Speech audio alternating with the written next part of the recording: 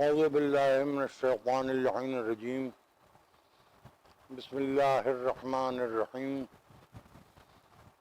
الحمد للہ الذی ہدانا لہذا وما كنا لنہتدی لولا ان ہدانا اللہ لقد جاءت رسل ربنا بالحق والصلاة والسلام علی النبی الأمی العربی القرشی المکی المدنی البطحی الابتحی الطہامی الدافع جیشات الاباطیل والدامغ صولات الاضالیل معلن الحق بالحق ابی القاسم محمد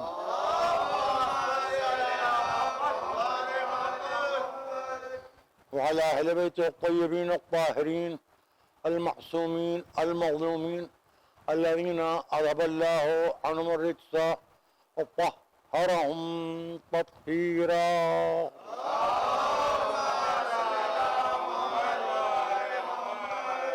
أما بعد فقد قال سبحانه وتعالى في كتابه المجيد ومتقن خطابه الحميد وقوله الحق ومن يعمل مثقال ذرة خيرا يراه ومن يعمل مثقال ذرة شرا يراه. صلوات بر محمد وعلم. حضرات، پہلی محرم سے قرآن کے لفظوں کی تلاوت کا شرف حاصل کیا جا رہا ہے، جس میں ارشاد ہو رہا ہے کہ جو ذرہ برابر خیر کرے گا، خیر، نیکی، بھلائی، اچھائی، کئی مفہوم ادا ہوتے ہیں لفظ خیر میں، تو جو خیر کرے گا وہ اس کا خیر کا صلہ بھی پائے گا اور اس کا خیر کا نتیجہ بھی دیکھ لے گا، یراہ، اسے نظر آ جائے گا. ومن یعمل مثقال ذرۃ شرا یراہ، اور جو ذرہ برابر بھی شر کرے گا، شرارت کرے گا، برائی کرے گا اور غلط طریقہ زندگی اختیار کرے گا، زندگی میں کوئی اس کا عمل تکلیف دہ ہوگا یا اذیتناک ہوگا، یا اس شر کو شرارت کہہ لیے، کسی قسم کی بھی شرارت کرے گا تو اس کو بھی اسے بھگتنا پڑے گا. یہ لفظی ترجمہ نہیں ہے بلکہ یہ مفہوم ہے جو میں اپنے الفاظ میں ادا کر رہا ہوں، ناقص الفاظ میں، ناقص طالب علم کی حیثیت سے، اور عنوان رکھا ہے اس عشرہ مجالس کا خیر اور شر. خیر اور شر کے درمیان کوئی فرق نہیں ہے سوائے ارادے و نیت کے. اب آپ سوچئے کہ ایک آدمی جو اللہ کو ایک مانتا ہے، قرآن کو اللہ کی کتاب مانتا ہے، 50 سے کم نام ہیں جو معلوم ہیں اہل علم کو، لیکن 1,24,000 انبیاء پر پورا یقین رکھتا ہے، زبور کو، تورات کو، انجیل کو اور قرآن کو آسمانی کتابیں مانتا ہے، اور اس کو کوئی شک نہیں ہے اللہ کے ایک ہونے میں، کوئی شک نہیں ہے ان کتابوں کے آسمانی کتاب ہونے میں، وحی پر بھی کوئی شک نہیں ہے. رسول اللہ کو آخری رسول بھی مانتا ہے، اور مغرب کی اذان سے پہلے وہ مسجد میں نظر آتا ہے، عشاء کی اذان سے پہلے وہ مسجد میں نظر آتا ہے، صبح کی اذان سے پہلے وہ مسجد میں نظر آتا ہے، ظہر کی اذان سے پہلے وہ مسجد میں نظر آتا ہے، عصر کی اذان سے پہلے وہ مسجد میں نظر آتا ہے، اور کچھ مستحب نمازیں آتے ہی تو 2 رکعت داخلہ مسجد کی نماز پڑھ لیتا ہے، نوافل پڑھتا رہتا ہے، تلاوت کرتا رہتا ہے، یہ تسبیح پڑھتا رہتا ہے، یا سجدے میں رہتا ہے، خدا کو سجدہ کرتا رہتا ہے، پھر نماز پڑھتا ہے، نماز کے بعد کچھ اور نمازیں پڑھتا ہے، واجب نماز کے علاوہ دعائیں پڑھتا ہے، لوگوں سے بہت نرماہٹ سے پیش آتا ہے، اور اس کا ارادہ یہ ہوتا ہے کہ اس مسجد کے نقشے کو سمجھ لوں تاکہ میں اپنے جسم پر جب بم باندھ کے آؤں تو کہاں سے بلاسٹ کروں.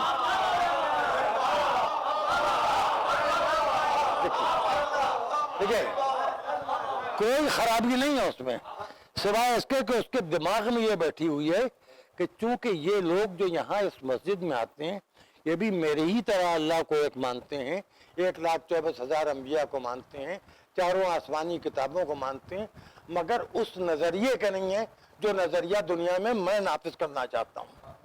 یعنی اس کا اپنا اسلام اس محمد ابن عبداللہ کے اسلام سے الگ ہے جو تلواریں توڑ رہا تھا، جو خنجروں کا دشمن تھا، جو لشکروں کا مخالف تھا، جو لڑائی جھگڑے کو برا سمجھتا تھا.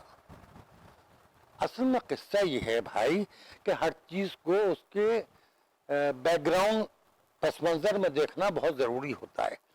انسانی سوسائٹی میں جتنی خرابیاں اس وقت ہیں اس سے زیادہ خرابیاں عرب کے خطے میں پائی جاتی تھیں، کیونکہ دنیا کی سب سے بری آبادی عرب میں رہتی تھی. تو یہ یاد رکھیے گا کہ اس وقت ویکسین کا ویکسین نہ ملنے کی وجہ سے سینیٹائزر کا اسپرے زیادہ سے زیادہ وہاں ہو رہا ہے جہاں زیادہ سے زیادہ مریض پائے جا رہے ہیں. علاج وہیں ہوتا ہے جہاں بیماری ہو یا بیمار ہونے کا خطرہ ہو. تو سوسائٹی بیمار تھی، سوسائٹی وحشت زدہ تھی. عیسیٰ کے تعلیمات کو لوگ بھول گئے تھے. عیسیٰ زخموں کے لیے مرہم دیتے تھے، یہ مرہم کے نشان مٹنے لگتے تھے تو زخم دے دیتے تھے. عیسیٰ شرافتوں کے امین تھے، یہ خباثتوں کے وارث تھے. یہ کمینگی کی آخری حد پر تھی ایک سوسائٹی. فبعث فی الامیین رسولا منہم. اب اسی میں اللہ نے نسل ابراہیم میں اپنے دین حنیف کو برقرار رکھا تھا.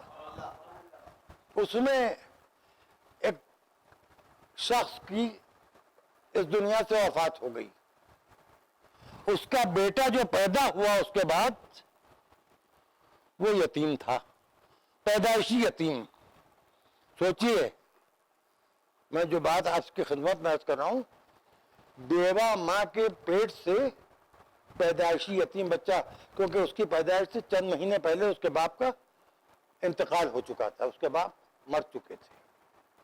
تو دیکھیے یتیم ہو کے یتیمی کو محسوس کرنا اور ہے، بیوہ کو دیکھ کے بیوگی کو محسوس کرنا اور ہے. پیدائشی طور پر بیوہ ماں کی گود سے یتیم پیدا ہونا اور ہے. ایک وہ ہے جو چکھ کے بتائے گا کہ یہ شربت ہے، کریلا ہے، کڑوا ہے کہ میٹھا ہے، شکر ہے کہ مرچ ہے. ایک وہ کہ جو اس ذائقے کو لیے ہوئے پیدا ہوا ہے. اور اس نے زندگی گزارنے کے لیے کسی کا احسان بھی نہیں لینا چاہا. اس نے کہا، اس کے اللہ نے نہیں چاہا کہ کسی پر احسان ہو. ایک نبی بالذات موجود تھا.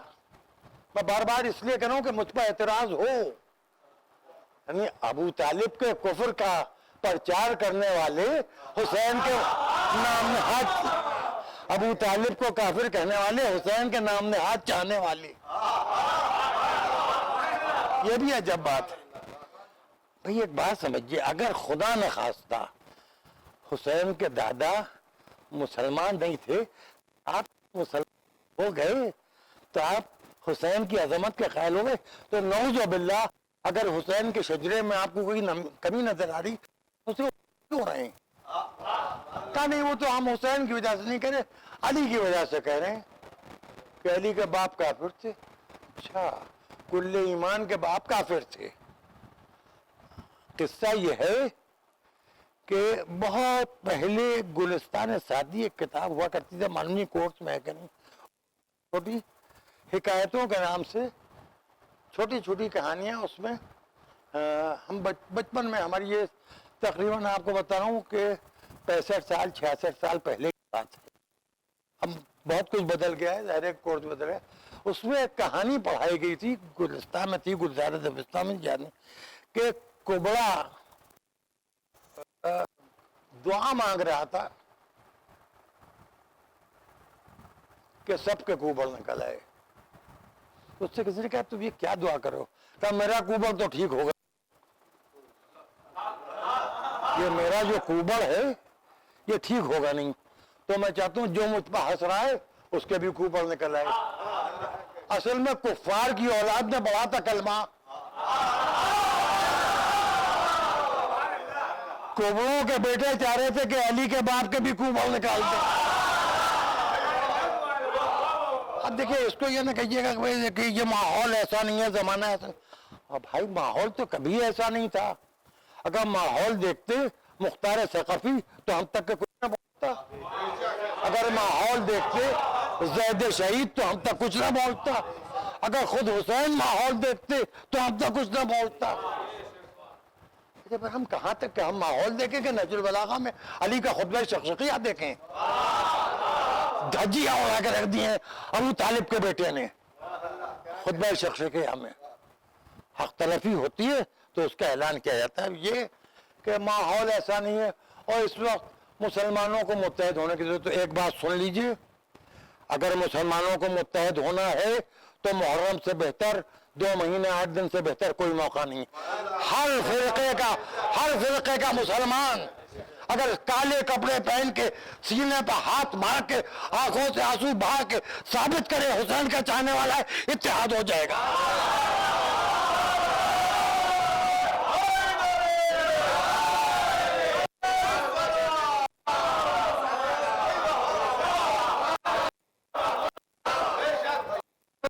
کی بات کریں، ایک طرف شیعہ مقبول بنائے میں سنی مقبول بنائے، یہ مسجد شیعوں کی ہے، یہ مسجد حنفیوں کی ہے، یہ دیوبندیوں کی ہے، یہ بریلویوں کی ہے، یہ مالکیوں کی ہے، یہ حنبلیوں کی ہے، یہ شافعیوں کی ہے۔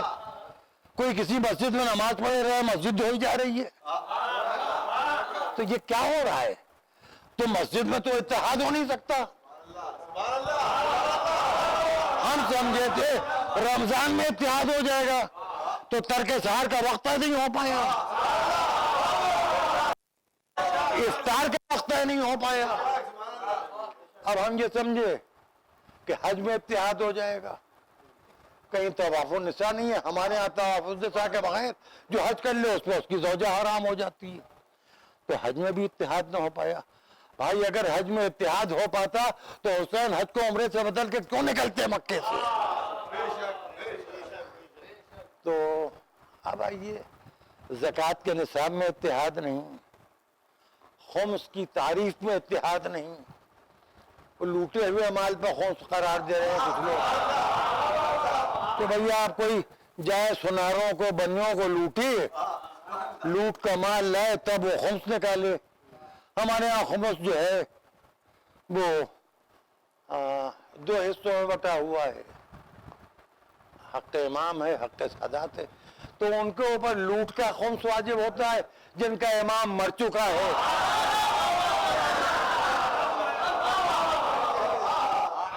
اب یہ کہ بھائی دیکھیے یہ سب نہیں کہنا چاہیے، اور مجلسیں ایسی پڑھیے کہ سب سنیں، تو میں کب کہہ رہا ہوں سب نہ سنیں، سب سنیں، جن کو اعتراض ہے وہ میرے فون نمبر لے لیں، اعتراض کریں، ایڈریس لے لیں، مجھے خط لکھیں، میں جو کچھ کہہ رہا ہوں اس کے خلاف جیسے لکھتے آئے ہیں ویسے ہی کتابیں لکھیں، مضامین لکھیں، میرا سوشل بائیکاٹ کریں، میرے خلاف تھانوں میں کوتوالیوں میں۔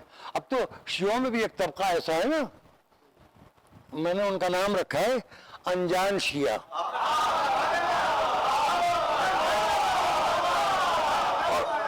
اور معاف کیجیے گا یہاں جو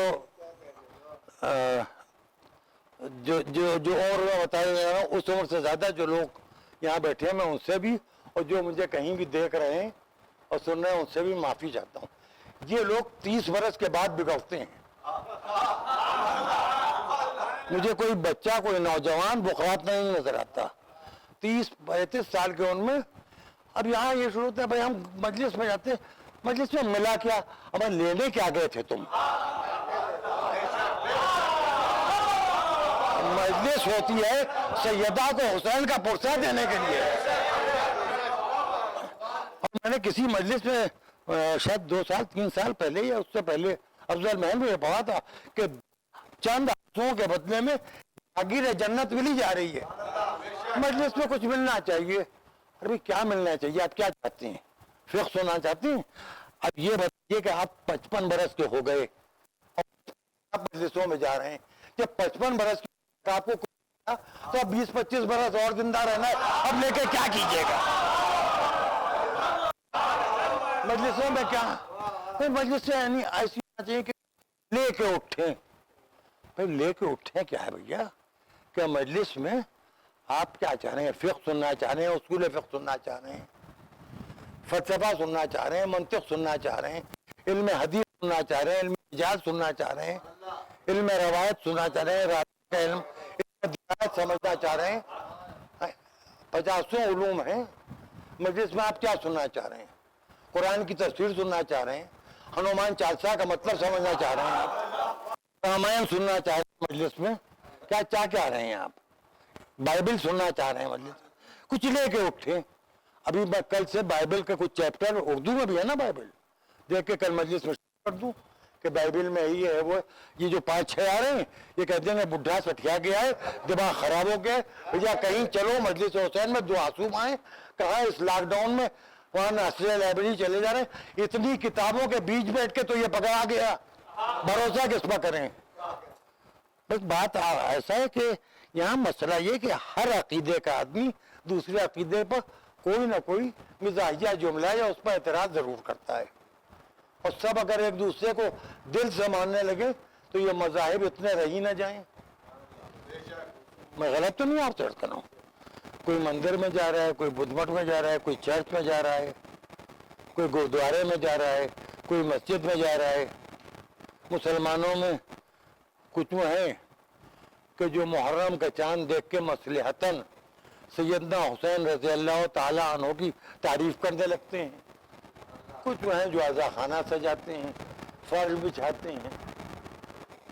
اب اس سال بڑے مسائل ہمارے سامنے اس کرونا نے پیدا کیے ہیں، کرونا کی وجہ سے. ورنہ گزشتہ سال تک یہ بات میں زیر منبر کہتا تھا، اب میں یہ بات میں اس لیے کہہ رہا ہوں کہ اب کی سبیلیں نہیں لگ پائیں گی. اس طریقے سے نہ شربت، نہ پانی، نہ کھانے کا سامان، ویج نان ویج سب کچھ تو ملتا تھا، اور 2 مہینے 8 دن اتنا ہو جاتا تھا کہ گھر کے فریج بھرے میں اور ہر نعمت کھانے کو ملتی تھی. تو میں یہ جملہ کہا کرتا تھا، اپنے گھر میں کہتا تھا، آج وہ سب کے لیے کہہ رہا ہوں کہ 2 مہینے 8 دن جو کما کے کھائے، 2 مہینے 8 دن جو کما کے کھائے وہ وہابی ہے.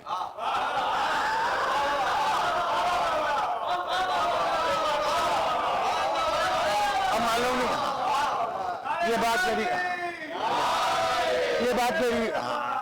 بری بھی لگ سکتی ہے، یہ بات میری ہو سکتا ہے میں غلط کہتا ہوں، کیونکہ بھئی ہمیں حسین کے صدقے میں جو ہم سال بھر خرید کے نہیں کھا پاتے، یہ جو محرم میں کھانے کو مل جاتا ہے وہ پھر سال میں کبھی جی جاتا ہے تو بہت ڈھونڈ ڈھانڈ کے یا تو اس کو پکواتے ہیں یا خریدتے ہیں، دکانوں کے پتے پوچھتے ہیں، اور اس کے بعد وہ ہمیں ملتا ہے.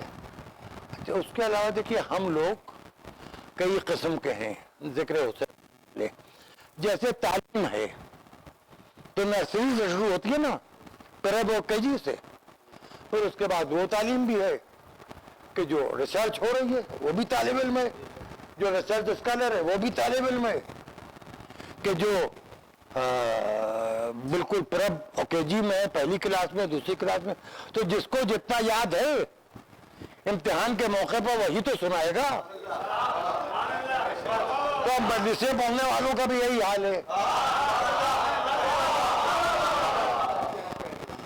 مجلسیں پڑھنے والے مجلس ہونا ہے، گھر میں مجلس ہونا ہے. اب کوئی پڑھ رہا ہے اس سے پریب کا اسٹوڈنٹ ہے، KG کا، بہرحال وہ یہ تو کہہ رہا ہے کہ اللہ ایک ہے، یہ تو کہہ رہا ہے اللہ کی کتاب ہے قرآن، یہ تو کہہ رہا ہے آخری رسول ہے رسول، یہ تو کہہ رہا ہے امام 12 ہیں، امام 12 ہیں. ہائے ہائے، امام 12 ایک ایسی جگہ ہے جہاں بیٹھ کے امام 12 یاد آتے ہیں. وہ عاشور خانہ ہو، حسینیہ ہو، امام باڑہ ہو، یا بیت العزا ہو اور یا امام بارگاہ ہو، لیکن گھر کا وہ حصہ جو عزاداری کے لیے مخصوص ہوتا ہے وہاں ایک چیز کا بہت زیادہ خیال رکھا جاتا ہے، جہالت کے ساتھ آدمی جائے مگر نجاست کے ساتھ نہیں جا سکتا۔ ہمیں عزاداری طہارت سکھاتی ہے، پاکیزگی سکھاتی ہے، اور طہارت دو قسم کی ہوتی ہے، ایک وہ طہارت جو ہم پانی سے کرتے ہیں اور دوسری وہ اندرونی طہارت جو آنسوؤں سے ہوتی ہے جب باطن پاک۔ اب دیکھیے اعتراض برائے اعتراض کی بات الگ ہے، ہاں بات میں ابو طالب کے ایمان یا کفر کی نہیں کر رہا تھا، میں خیر و شر کی بات کر رہا تھا کہ ہیں نمازی روزے دار رسول کے امتی، اب اللہ نے رسول کے لیے گود مخصوص کی، جس گود میں رسول پل وہ گود نجس تھی یا نجس نہیں تھی؟ بس ایک سوال ہے، اے نجس ماں کی نجس اولادو، مجھے یہ بتاؤ تم ابو طالب کو کافر کہہ کے رسول کی کتنی توہین کرو گے؟ کرتے ہو توہین رسول، ہوتا یہ کہ کرنا چاہتے ہیں علی کی توہین اور دل کے اندر کا کافر نمودار ہو جاتا ہے، کر بیٹھتے ہیں رسول کی توہین۔ اب جیسے جناب خدیجہ کا ذکر ہو رہا ہے، اور بھی بیویاں تھیں رسول اللہ کی، اس میں کئی بڑی قابل احترام بیویاں تھیں، اب اس میں ایک آدھ ذکر نکل آیا، یہ بھائی بڑے گھروں کے معاملے ہیں، کہیں دیور بھاوت میں لڑائی ہوئی، ہم چھوٹے لوگ، پرجا لوگ، بدوقاتے لوگ، ہمیں اس سے کیا لینا دینا ہے؟ نہیں وہ سیدنا علی رضی اللہ تعالیٰ عنہ سے جنگ ہو گئی تھی، اچھا اس جنگ میں کیا ہوا تھا؟ اس جنگ میں بہت بڑے لشکر تھے، بہت بڑا، ہاں کچھ لوگ ان کے ساتھ تھے، علی کے ساتھ کوئی تھا وہاں نہیں، تو تھا ہوتا اس کے ساتھ جو لڑنا چاہے، جو لڑنا نہیں چاہ رہا ہے۔ آخر میں علی نے امام حسین سے کہا کہ جاؤ جا کے سمجھاؤ تمہاری نانی ہے کہ واپس چلی جائیں، میں عورتوں سے لڑنے کا عادی نہیں ہوں، جائیں چلی جائیں۔ توجہ نہیں آیا، ایک تیر مارا گیا اس اونٹ کو تاکہ وہ اونٹ بھاگ جائے، وہ اونٹ اتنا کمزور تھا،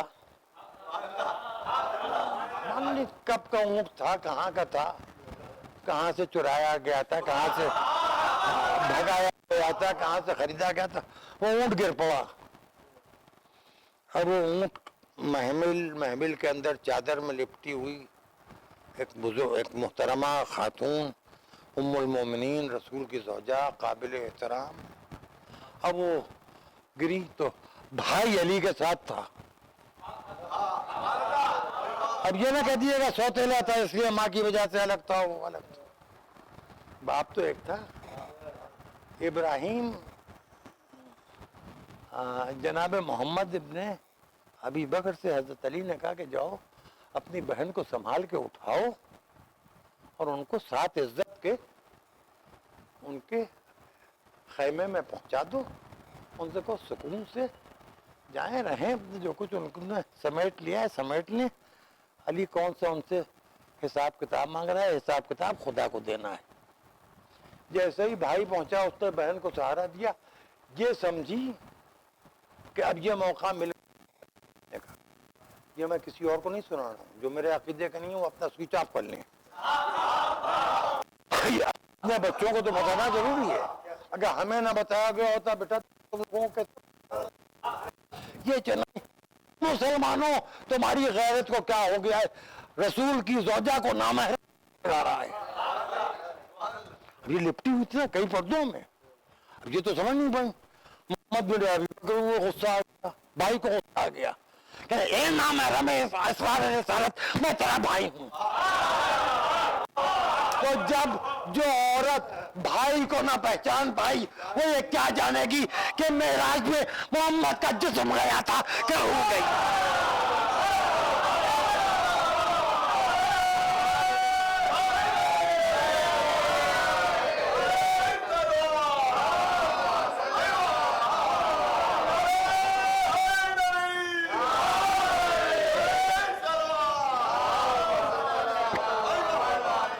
دیکھیے بالکل سامنے کی باتیں. خیر مجھے اس کی تفصیل کبھی پھر موقع ہوا تو زندگی رہی تو سن لیجئے گا. لیکن یہ کہ میرے کہنے کا مطلب یہ کہ یہ بڑے گھروں کے پرانے اختلافات کو یاد رکھ کے اس کا بدلہ آج کے شیعوں سے لینا یہ کوئی انصاف کی بات نہیں ہے. اور یہ کہ ہر سال خانہ کعبہ میں، اب خانہ کعبہ کیا بھائی، اب یہ مجلس کچھ ہندو بھی تو سننا ہوں گے، 10 5 50 100 200 500 1000 2000 جو آج کل بہت خوش ہیں کہ انہیں رام جنم بھومی کے اوپر شیزا نیاز کا موقع مل گیا. بھیا علی جنم بھومی وہابیوں کے قبضے میں ہے.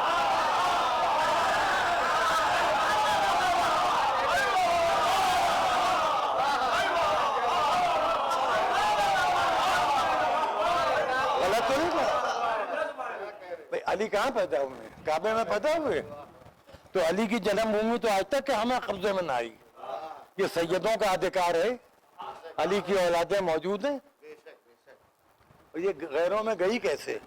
اگر غیر مسلمان قابض نہیں تھے، ہائے ہائے میں کچھ کہہ رہا ہوں، جب قبضہ ناجائز قبضہ خانہ کعبہ پر ہو سکتا ہے تو ناجائز قبضہ کرنے والے وہی ہوں گے جو ان کے بزرگ پہلے مسجد رسول پر ناجائز قبضے کر چکے تھے. ایک صلوات پڑھ دیے بات.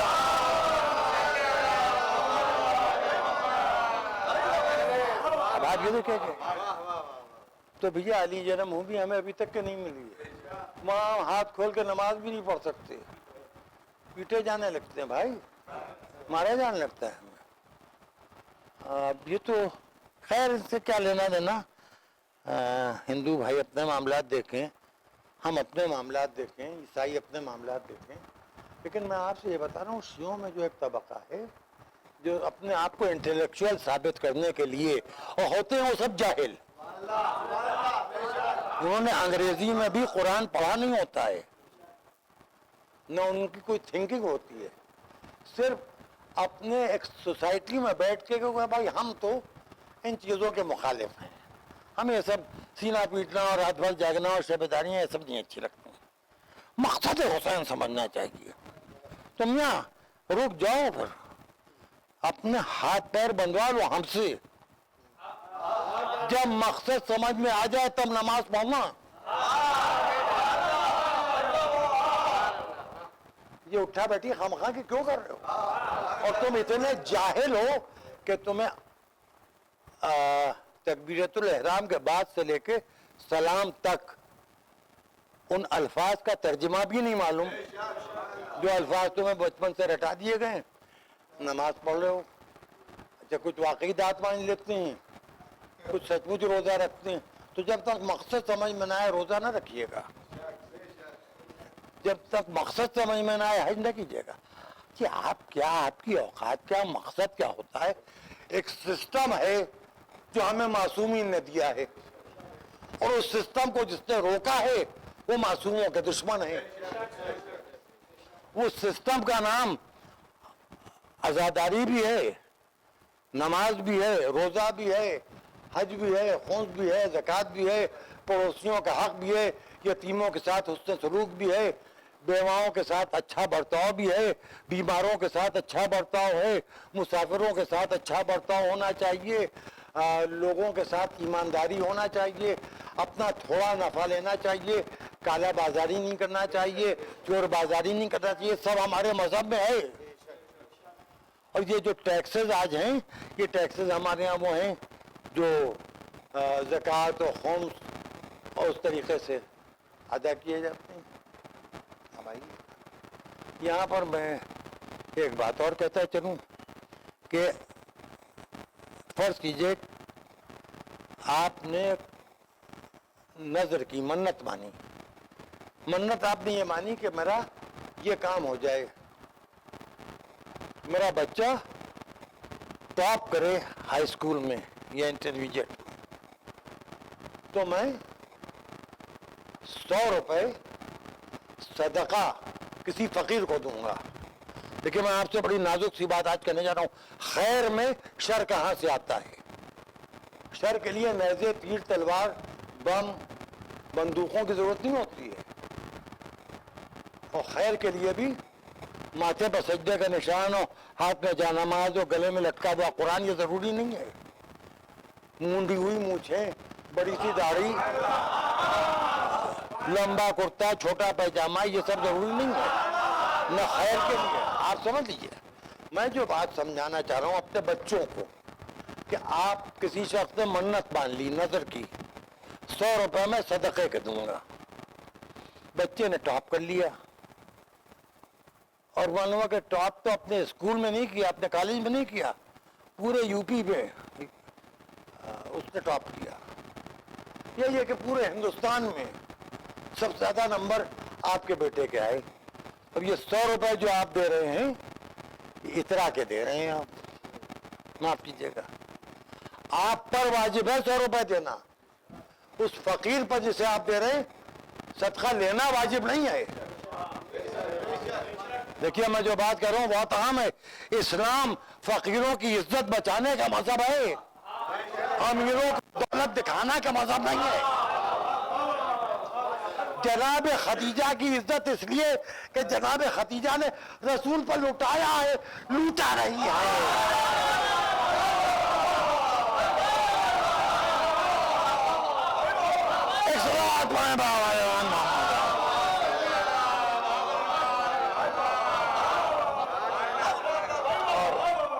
अली का एहसान ये है कि अली ने भी लुटाया है, लूटा नहीं।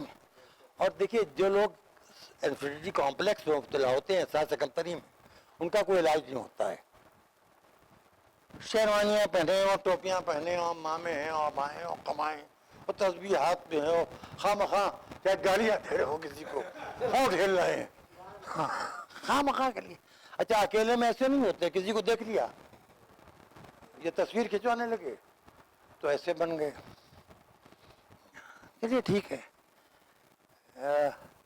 असल में नेकी का पता जागते में नहीं सोते में चलता है। मैं उस बात को जो कह रहा हूँ वो यूं कह रहा हूँ कि जो जिंदगी भर रात को जागने का आदी था, शबे हिजरत वो इतनी गहरी नींद सोया कि उसे सिवाय खुदा के किसी की खबर न थी। और अगर मैं ये अर्ज करूं तो बेजा नहीं होगा कि वो जो घर घेरे हुए थे उनकी खबर नहीं थी, उन फरिश्तों की खबर नहीं थी। अली इतनी गहरी नींद सोए कि खुद अपनी खबर नहीं थी। अच्छा, ये बहुत मुश्किल काम है। जो रात को जागने का आदी है, उसे अगर रात में सोना पड़े तो या उसे नींद की दवा दी जाती है, नींद का इंजेक्शन दिया जाता है, बड़ी मुश्किल से सोता है और सोते में भी बेचैन रहता है क्योंकि आदत है रात को जागने की। अली यहाँ आराम से सो रहे हैं। अच्छा, एक जब रुख था अली का सोने का, ये भी सुन लीजिए, जल्दी जल्दी ये कह रहा हूँ बात। सीधे लेटे सोते रहे, न दाहिनी करवट बदली न बाई करवट बदली, क्योंकि घर दाहिनी तरफ भी उनमें घिरा हुआ था जो रसूल के दुश्मन थे, बाई तरफ से भी घर उनमें घिरा हुआ था जो रसूल के दुश्मन थे।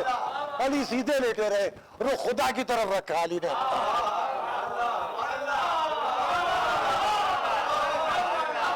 ये नमाजियों में कुछ कह सोते में भी तुम्हारा मौला, तुम्हारा मौला, तुम्हारा मौला। तुम सब जो मजलिस से हुसैन सुन रहे हो, तुम्हारा मौला। सोते में इधर उधर नहीं होता था।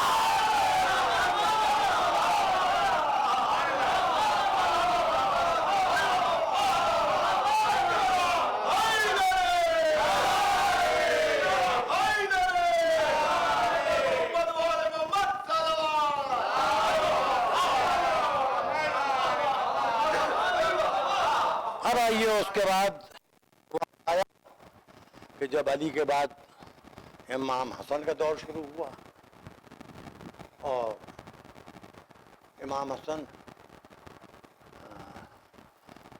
سے بڑی گفتگویں ہوئیں. پھر اچھی یہ عجب بات لوگ کہتے ہیں کہ وہ شیعہ آخر میں خفا ہو گئے تھے اور خفا ہو کر انہوں نے اس میں سے کچھ امام حسن کو حملہ کر دیا تھا. جو امام کا مخالف ہو جائے شیعہ رہی کہاں گیا؟ جو رسول کا مخالف ہو جائے وہ مسلمان نہیں. جو علی کا یا حسن یا حسین کا ایک بات جو بھی مخالف ہو وہ شیعہ ہی نہیں. اور امام حسن پر حملے ہوئے یہ ہوا. اصل میں لوگ موقع کے ساتھ بدلتے گئے. اس کی تاریخ نے تعبیریں الگ الگ کی ہیں لیکن ہر زمانے میں لوگ موقع پرست رہے ہیں. اگر مخالف بھی رہے تو چپکے رہے. اس کے بعد پھر امام حسین کا زمانہ آ گیا اور پھر امام حسین سے امیر شام کے مرنے کے بعد ولید کے ذریعے بیعت مانگی گئی. امام حسین نے بیعت سے انکار کیا. یہ سب بہت سامنے کی باتیں ہیں. سوال یہ ہے کہ اتنا حالات خراب کیوں ہونے دیے مسلمانوں نے کہ یزید کسی سے بھی بیعت مانگے. میں حسین کی بات نہیں کر رہا ہوں. ایک عادی زانی، ایک عادی شرابی، ایک عادی جواری، ایک ایسا شخص جو نشے میں پھوپھی، خالہ، زوجہ اور بہن کے رشتوں کو بھول جاتا ہو، اتنا بدکردار انسان وہ کسی سے بھی کیوں کہے کہ تم میری بیعت کرو. میں حسین کی بات نہیں کر رہا ہوں. اس کا بدکردار تو اس کے دربار میں بھی کوئی نہیں تھا. ساتھی تھے ان کا کردار اتنا زیادہ خراب نہیں جتنا زیادہ یزید کا کردار خراب تھا. ارے میں کچھ کہہ رہا ہوں کہ یزیدیوں کو یزید بننے میں تو زمانے لگ گئے ابھی تک کہ یزیدی یزید نہیں بن پائے. خرابی اپنی انتہا پر پہنچ کے، شر اپنی انتہا پر پہنچ کے یزید بنا، خیر اپنی جوانی میں پہنچ کے حسین. اب یہ کربلا کا میدان ہے، ایک طرف حسین ہے. بہت آسانی سے لشکر حسین کہہ دیا جاتا ہے. یہ لشکر میں چھوٹی بچیاں کہاں ہوتی ہیں؟ 4 برس کی، 5 برس کی، 6 برس کی، 3 برس کی بچیاں کہاں ہوتی ہیں لشکر میں؟ لشکر میں گود میں بچے لیے ہوئے عورتیں کہاں ہوتی ہیں؟ فوج میں عورتیں ہوتی ہیں لیکن ان کی گود میں بچے نہیں ہوتے ہیں. اب وہ بوڑھی خواتین بھی ہیں، وہ بزرگ خواتین بھی ہیں جو سہارے کے بغیر اٹھ نہیں سکتی، بیٹھ نہیں سکتی. ہر طبقے کے لوگ موجود ہیں. فضہ ایسی کنیز بھی ہے، زینب ایسی مالکہ بھی ہے. چلیے یہ آج چوتھی محرم ہے. آج سے پانی پر رکاوٹ ڈالنا شروع کی گئی. یہ آج کی تاریخ جو ہے، آج سے حسین کے خیموں میں جو پانی جا رہا تھا اس پانی کو کنٹرول کرنا شروع کیا گیا. آج سے یہ 3 دن کی پیاس جو مشہور ہے تو 3 دن تو قحط آب تھا. پانی کو روکنا شروع کیا گیا. اور آج یہ اس لاک ڈاؤن کے ماحول میں ہم بہت ہی واقعی گھٹن محسوس کر رہے ہیں. اور ہماری یہ گھٹن بالکل فطری ہے کیونکہ ہمارے سامنے دیکھیے، میں ابھی لفظوں میں اپنی بات کرتا ہوں. میرے والد کا انتقال ہوا تو میرے گھر سے ایک لاش گئی نا، میرے باپ کی لاش. پھر میری والدہ کا انتقال ہوا، گھر سے ایک لاش گئی نا، میری ماں کی لاش. پھر میری اہلیہ کا ابھی 2 سال پہلے انتقال ہوا. ایک میت گھر سے نکلی نا، اس کا اثر کب تک کے رہا ہے؟ اولاد کے اوپر کتنا اثر رہا. عزیز نشتانے ملنے جلنے والے بھی تو یہاں جو آتے تھے وہ خالی ہاتھ اس لیے آتے تھے کہ اب اس گھر میں کوئی خاتون نہیں ہے، یہ گھر نوکرانیوں پر چل کچھ لے کے جاؤ. کھانے پینے کا سامان. دیکھیے یہ اس ملک میں, اس شہر میں, اس سوسائٹی میں یہ انسانی شرافت ہے. یہ احساس تھا سب کو کہ بھئی گھر خالی ہو گیا, گھر میں کوئی عورت نہیں. میں کیا کہوں آپ سے, جس گھر میں بچے ہوں, جس گھر میں خواتین ہوں, جس گھر میں بوڑھے لوگ ہوں, اس گھر میں اگر کھانا نہیں پہنچا سکتے تو پانی تو جانے دیتے. ایسی مظلومی انسانی تاریخ میں کہیں اور نہیں ہے. ٹریجڈیز تو بہت ہوئی ہیں, جنگیں بھی بہت ہوئی ہیں, ظلم بھی بہت ہوا ہے, قتل بھی بہت ہوئے ہیں, لیکن لوگ انہیں اس لیے بھول گئے کہ وہ ایک واقعہ تو ہو کے گزر گیا. لیکن ایسا واقعہ,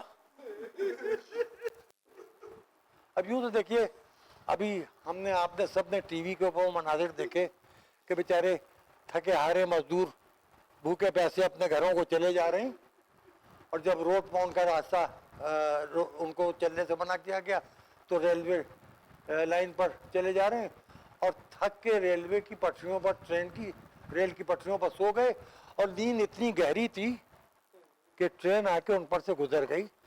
بہت دکھ ہوا, نہ جانے راستوں میں کتنے لوگ مر گئے, اور گاؤں دیہات قریب کا جو تھا ان لوگوں نے ان کا آخری رسوم کس طرح ادا کیے کچھ ہمیں نہیں معلوم. لیکن دیکھیے دکھ تو ہوا. لیکن یہ دنیا کا ایک پہلا واقعہ تھا جو کرونا کی وجہ سے ہوا ہے. اب اس کے اوپر ناولیں بھی لکھی جائیں گی, اس پر شاعری بھی ہوگی مختلف زبانوں میں, اور یہ عالمی ہوگی. اس کے اوپر مرثیے بھی لکھے جائیں گے. یہ رسائی ادب میں ایک ٹریجڈی ہے. یہ پلواسی مزدور جو کہے جا رہے ہیں, مہاجر مزدور, جو اپنے گھر سے باہر 2 حلال کی روٹیاں کمانے کے گئے تھے, اور ان کو وہاں کھانے کو کچھ مل نہیں رہا تھا. وہ اپنے بچوں تک کے پہنچنا چاہتے تھے, اپنے خاندان والوں تک پہنچنا چاہتے تھے, اور راستے ہی میں مر گئے. اس ٹریجڈی پر دیکھیے کتنا لٹریچر تیار ہوگا. ابھی جب کچھ واقعہ گزر جاتا ہے اس کا تجزیہ ہوتا ہے, جب واقعہ ہو رہا ہوتا ہے تو اس میں ایک ہنگامہ سا ہوتا ہے. یا یہ جو آپ کی کا محرم ہے, یہ بھی صدیوں اس کا ذکر ہوگا کہ ایک مرتبہ ایسا بھی محرم ہو چکا ہے کہ ذی الحج کا چاند نمودار ہونے سے پہلے پہلے شیعہ اکثریت کی علاقے میں کربلا معلیٰ میں صدام کی حکومت نہیں تھی, ڈیموکریٹک کنٹری ہو چکا تھا عراق, اور وہاں کربلا کے راستے بند کر دیے گئے. جو کربلا کے اندر تھے ان سے کہہ دیا کہ تم باہر نہیں جا سکتے. جو شہر کے باہر تھے, عراق کے اندر عراقی جن کو پاسپورٹ یا ویزے کی ضرورت نہیں تھی, ان سے کہہ دیا گیا کہ تم کربلا معلیٰ نہیں جا سکتے. اور چند لوگوں نے, اہل کربلا نے تھوڑی مقدار میں جا کے حرم سید الشہداء, حرم ابوالفضل عباس, قتل گاہ, تل زینبیہ, اور جہاں حضرت عباس دائنا شانہ قلم با, جہاں بایاں شانہ قلم با, جہاں جناب علی اکبر گھوڑے سے گرے, جہاں جناب علی اصغر کے گلے پتیل لگا, اس جگہوں میں تھوڑے تھوڑے لوگ گئے اور عزاداری کر کے اپنے اپنے گھروں میں محدود ہو کے رہ گئے کیونکہ کرونا چل رہا تھا. دیکھیے کربلا کا واقعہ ایسا ہے جس نے غم کو شجاعت دی ہے, غم کو بہادری دی ہے. آج میں آپ کو ایک ایسا ہی قصہ سنا رہا ہوں. ہو سکتا ہے کہ آج میں کوشش تو یہ ہے کہ 40-45 منٹ کے اندر مجلس ختم ہو جائے, لیکن تھوڑا وقت اگر زیادہ ہو جائے تو میرے خیال میں آپ کو کوئی تھکن تو ہے نہیں کہ جو آپ کہیں, یا کوئی مشغولیت تو ہے نہیں آپ کہیں اب یہاں کی مجلس کے بعد وہاں بھی جانا ہے دیر ہوئی جائے. یہ کہ آپ کہیں صبح سے مجلسوں میں جا رہے ہیں, بہت ہمیں تھک گئے, جائیں گے گھر, جا کے گھر میں عورتوں کی مجلس ہو جائے گی, اس کے بعد پھر اب صبح پھر مجلسوں کے لیے تیار ہو کے نکل جانا ہے. محلے میں دورے کی مجلسیں ہیں, اس کے بعد فلاں کے یہاں کی سالانہ مجلس ہے, اور فلاں کے یہاں کے میں گہوارہ ہے, اور منتیں بچوں کو منتیں پڑھنا ہے. کل یہ سب کچھ مشغولیتیں نہیں ہیں, تو تھوڑا سا وقت. مدینے میں رسول کا مدینے میں حسین کا غم منانے پر پابندی تھی. شدید پابندی تھی. ایک حسین کا چاہنے والا خاندان تھا, میاں, شوہر, ہسبینڈ اور اس کی زوجہ, ان کے 2 بچے. یوں چل رہا تھا کہ شوہر مزدوری کرتا تھا, شام تک کچھ نہ کچھ کما کے لے آتا تھا, غریب لوگ تھے, اور اسی سے بچوں کا پیٹ پال رہے تھے, اپنا پیٹ پال رہے تھے. گھر کا دروازہ اندر سے بند کر کے عزاداری کرتے تھے. لیکن محرم کا چاند آنے سے پہلے پہلے یہ لوگ 29 تاریخ کو فرش بچھا اور گھر کا دروازہ بند کر کے آسمان کی طرف دیکھتے تھے. اور یہ بھی آپ وضاحت میں کر دوں کہ عراق میں بارش ہوتی ہے سردیوں کے زمانے میں, یوں آسمان بہت صاف رہتا ہے.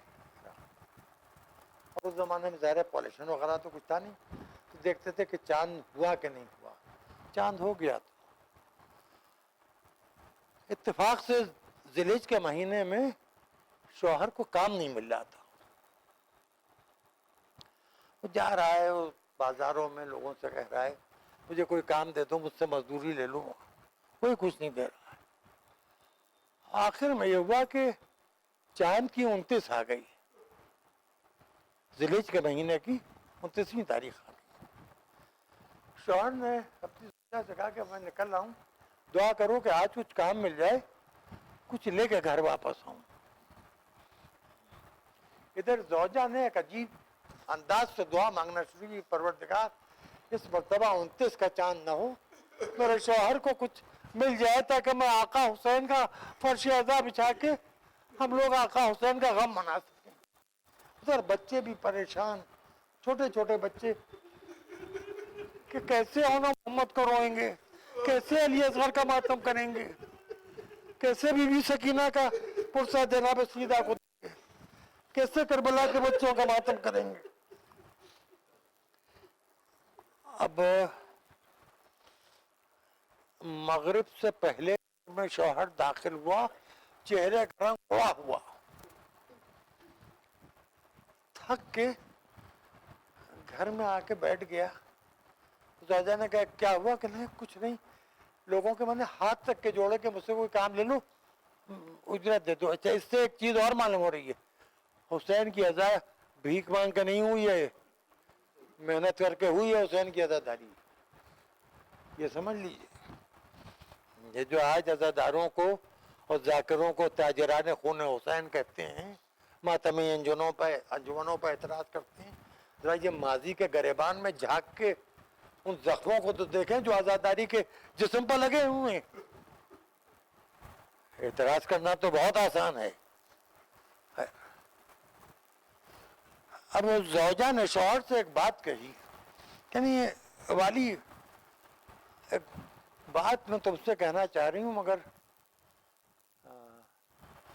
کیا کہا انتظام ہمارے گھر میں موجود ہے, تم ادھر ادھر ڈھونڈ رہے ہو.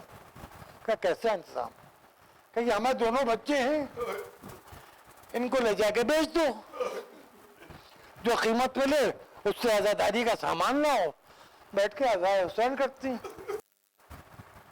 کہ یہ خیال تو میرے دل میں کئی مرتبہ آیا, مگر تم ماں ہو, تمہاری مانتا کا خیال کرتے ہوئے میں نے سوچا کہ تمہارے دل پر نہ جانے کیا گزرے, یہ بات پہ زبان پر نہیں لایا. نہیں, والی مامتا کا نام ان کے نام پر, کہ جنہوں نے اپنے گود کے بچے دین کو بچانے کے لیے قربان کر دیے, جن کے ہماری نجات کے لیے, ہمیں جہنم سے بچانے کے لیے. شوہر نے زوجہ سے کہا کہ تم تو رہی ہو ٹھیک, لیکن یہ حسین کا معاملہ ہے, یہ مرضی کا سودا ہے. بچوں سے بھی پوچھنے کہ وہ راضی ہیں کہ ہم انہیں بیچ کے عزاداری کریں. دونوں بھائی دوڑتے ہوئے آئے, کہ بابا یہ کیا کہہ رہے ہو, اس سے بڑی عزت کیا ہے کہ حسین کے راہ پر بیچے جائیں. تمہیں نے سکھایا ہے, اماں نے سکھایا ہے کہ حسین کا قربان ہو جانا بھی کم ہے. یہ چھوٹے چھوٹے بچے ہیں, یہ ماحول کے زدہ نہیں ہیں, خراب ماحول میں، بدترین ماحول میں، جہاں بآواز بلند مدینے میں یا حسین کہنا جرم ہے. یہ اس زمانے کی بات عرض کر رہا ہوں آپ سے. اب جو بھی کپڑے اچھے صاف ستھرے دھلے ہوئے تھے، ماں نے بچوں کو صبح نہلا دھلا کے کپڑے پہنائے. 29 کا چاند نہیں ہوا. ماتھے چوم کے کہا جاؤ. بچوں نے ادب سے ماں کو سلام کیا. باپ بچوں کو لے کے گیا. تھوڑی دیر کے بعد آیا تو بہت سا سامان اس کی گود میں تھا اور چہرہ کھلا ہوا تھا کہ خدا نے ہماری عزت رکھ لی، ہم جناب سیدہ سے شرمندہ ہونے سے بچ گئے. اور بہت اچھا ہوا کل چاند نہیں ہوا، چلو فرش اعضا بچھاؤ، تبرک کا انتظام بھی ہو گیا. اب دل کھول کے عزاداری کریں گے. دن بھر عزاداری کا انتظام ہوتا رہا، گھر کی صفائی کی گئی، فرش بچھایا گیا، اور عزائے حسین کا اب تیاری ہو رہی ہے کہ 29 کا چاند نمودار ہو اور چاند دیکھ کے دعائے رویت ہلال پڑھ کے اس کے بعد عزائے حسین شروع کی جائے. ایک مرتبہ دروازے پر آہٹ ہوئی، کنجی کھٹکھٹائی کسی نے. گھر کی جو مالکہ تھی دروازے پہ جا کے اس نے کہا کون ہے اس وقت، کون آیا ہے؟ ایک عورت کی آواز آئی، ایک بی بی کی آواز آئی، دروازہ کھولو تمہاری امانت واپس لائی.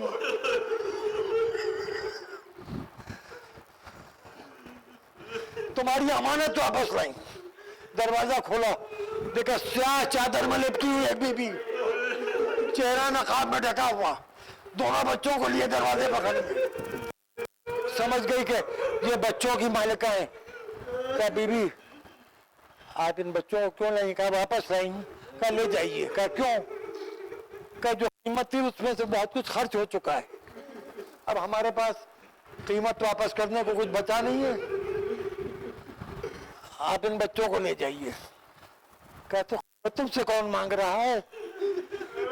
تمہارے بچے، تمہیں واپس میں آئی ہوں، قیمت نہیں چاہیے مجھے. ایک مرتبہ شوہر کو آواز دی، والی ہٹ جاؤ، ہماری مالکہ آئی ہیں، ہمارے بچوں کی مالکہ آئی ہیں، میں ان کو ایک چند دقیقوں کے لیے چاہتی ہوں کہ میرے گھر میں تشریف فرما ہو جائیں. جیسے ہی گھر میں داخل ہوئی کہا بی بی غریب خانہ آپ کے قابل نہیں ہے. کہا تیرے گھر میں تو حسین کا فرش اعضا بیچتا ہے. کہا ماشاءاللہ فرش بیچ گیا.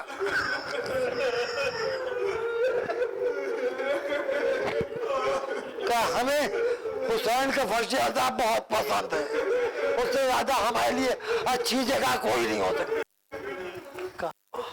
بی بی آئیے تشریف لائیے، فرش اعظم یا حسین کہہ کے بیٹھ. سمجھ گئی محب. پہلے بات ایک دفعہ اپنے بچوں کی طرف دیکھ کے کہتی ہے یہ مالکہ بڑی رحم دل ہیں، آقا حسین کی چاہنے والی بھی ہیں، ان کے گھر میں تو حسین کی عزاداری بھی ہوتی ہوگی. تم نے ان کے کرم سے، ان کی مہربانی سے غلط فائدہ اٹھا لیا. تم نے گھر آنے کی ضد کی، دیکھو تمہیں آزاد کر کے لے آئی. تم انہیں کے یہاں رہتے، ان کی خدمت بھی کرتے، وہیں عزاداری بھی کرتے. یہ مالکہ رحم دل لگ رہی ہیں مجھے، بہت زیادہ نرم دل ہیں. اور کہا بی بی اگر مناسب سمجھیے تو چہرے سے نقاب ہٹا دیجیے، آپ کے چہرے کی زیارت کروں. چہرے سے نقاب ہٹائی. کہا دیکھو چہرے سے شفقت اور ممتا کا نور نمودار ہے. بچوں نے ایک دوسرے کی طرف سے کہا، بڑے بیٹے نے کہا اماں پہلے ہماری بات سن لیجئے پھر کچھ کہیے گا. کہا ہاں بتاؤ کیا بات ہے. کہا بابا ہمیں گھر سے باہر لے گئے، بازار میں پہنچے، ایک نورانی چہرہ شخصیت نے بابا کا راستہ روکا. ان دونوں کے درمیان کچھ بات ہوئی. انہوں نے بابا کو ایک تھیلی نکال کے دی، اس میں درہم تھے کہ کچھ نہیں معلوم. گود میں اٹھایا، مدینے سے باہر نکلے، صحرا سے ایک لمحے کے بعد ایک محل میں داخل ہوئے. وہاں یہ بھی بیٹھی تھی کہ اماں ان بچوں کو خرید لایا ہوں، یہ میرے نام پر بیچے جا رہے تھے۔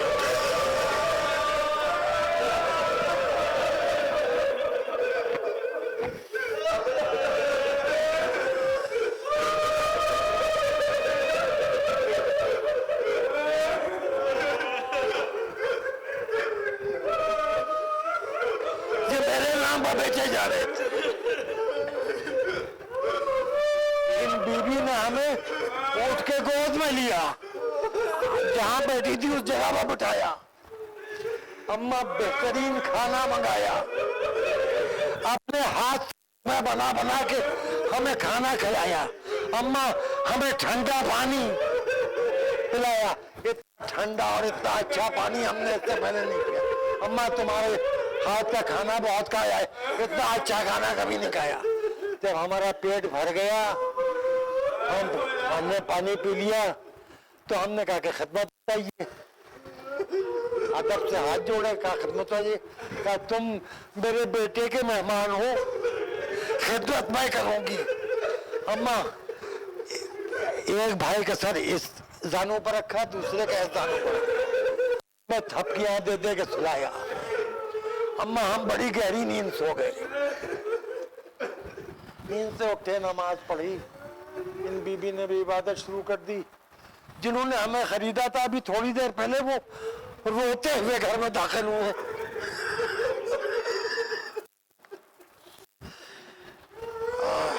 روتے ہوئے گھر میں داخل ہوئے اور روتے ہوئے آئے گھر میں، تو کہنے لگے کہ اماں ان بچوں کو ان کے گھر واپس پہنچا دیجئے، ان کی ماں یہ کہہ کے رو رہی ہے کہ حسین کے 2 عزادار کم ہو گئے۔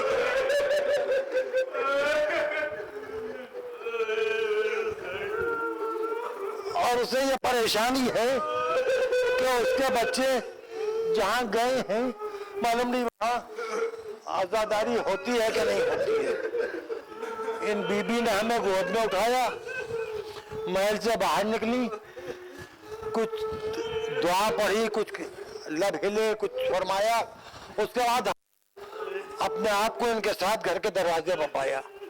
اہل بیت کی چاہنے والی تھی، حسین کا غم یوں ہی تو نہیں منا رہی تھی، بہت کچھ سمجھ گئی، غور سے چہرے کی زیارت کرتی رہی کہ بی بی آپ کا نام کیا ہے؟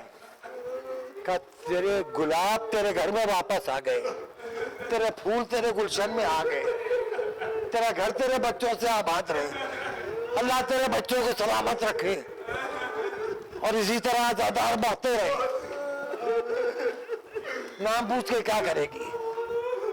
کبھی بھی نام بتانے میں حرج کیا ہے؟ کہا نام پوچھنے کی ضرورت ہے، کیوں پوچھ رہی ہو نام؟ کہا نام بتا دیجئے، یاد رکھوں گی آپ کا نام۔